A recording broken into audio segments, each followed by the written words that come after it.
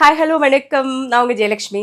நான் இன்றைக்கி சூப்பராக ஒரு ஹை ப்ரோட்டீன் பிரேக்ஃபாஸ்ட் ஈஸியாக செய்யக்கூடியது எப்படி பண்ணுறதுன்னு பார்க்கலாம் வாங்க. இது பண்ணுறதுக்காக பார்த்தீங்கன்னா நான் வந்து 2 முட்டை எடுத்து வச்சுருக்கேங்க. ஒரு வெங்காயம் பார்த்தீங்கன்னா கட் பண்ணி வச்சுருக்கேன், தின் ஸ்லைசஸாக கட் பண்ணி வச்சுருக்கேன். ஒரு 2 பச்சை மிளகு கட் பண்ணி போட்டிருக்கேன். அப்புறம் பார்த்தீங்கன்னா மல்லித்தாள் வாஷ் பண்ணி கட் பண்ணி வச்சுருக்கேன். ஒரு லெமன் ஹாஃப் வச்சுருக்கேன். கடாய் வச்சுக்கலாம். நான் வந்து தேங்காய் எண்ணெய் யூஸ் பண்ணுறேன். உங்களுக்கு என்ன ஆயில் பிடிக்குமோ அந்த எண்ணெய் யூஸ் பண்ணிக்கலாம். கொஞ்சோண்டு எண்ணெய் தான் விடணும். ஒரு வெங்காயம், 2 பச்சை மிளகாய் வெட்டி வச்சுருக்கிறத போட்டுக்கலாம். மசாலா என்னென்ன நான் ஆட் பண்ணுறேன் அப்படின்னு பார்த்தீங்கன்னா மஞ்சத்தூள் 1/4 டீஸ்பூன், பெப்பர் 1/2 டீஸ்பூன், ஜீரகம் பவுடர் 1/4 டீஸ்பூன், ஒரு டேபிள் ஸ்பூன் மிளகாய்த்தூள், 1/4 டேபிள் ஸ்பூன் தனியா பொடி, 1/2 டீஸ்பூன் கரம் மசாலா, போதுமான அளவுக்கு உப்பு போட்டுக்கோங்க. இப்போது நம்மளுடைய வெங்காயம் நல்லா வதங்கி வந்திருக்கு. மசாலா எல்லாம் போட்டாச்சு.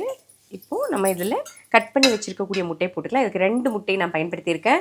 ஒரு முட்டையோட மட்டும்தான் எல்லோ எடுத்திருக்கேன். ஒரு முட்டையோட எல்லோ எடுக்கலை. உங்களுக்கு வேணும்னா, உங்களுக்கு பிடிக்கும்னா நீங்கள் 2 முட்டையோட எல்லோ எடுத்துக்கலாம்.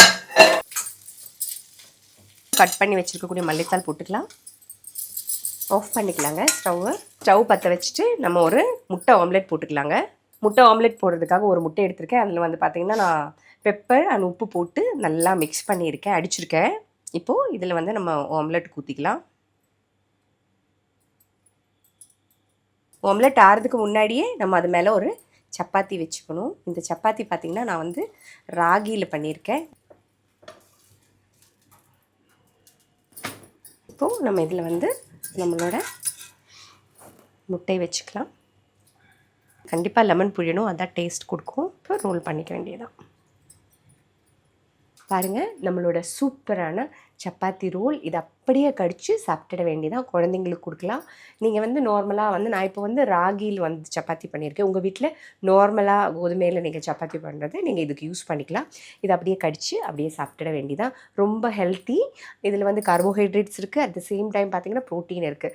ஹை ப்ரோட்டீன் பிரேக்ஃபாஸ்ட் வந்து நம்ம வந்து 2-3 முட்டை இதில் ஆட் பண்ணியிருக்கிறோம். ஸோ நமக்கு பகல் ஃபுல்லாக பசிக்காது, நடுவில் ஏதாவது சாப்பிடணும்னு தோணாது. ஸோ இன்பிட்வீன் நீங்கள் தண்ணி அந்த மாதிரி குடித்தாலே போதும். ரொம்ப நல்லாயிருக்கும். ட்ரை பண்ணி பாருங்கள். இப்போ இதை நான் சாப்பிட போகிறேன்.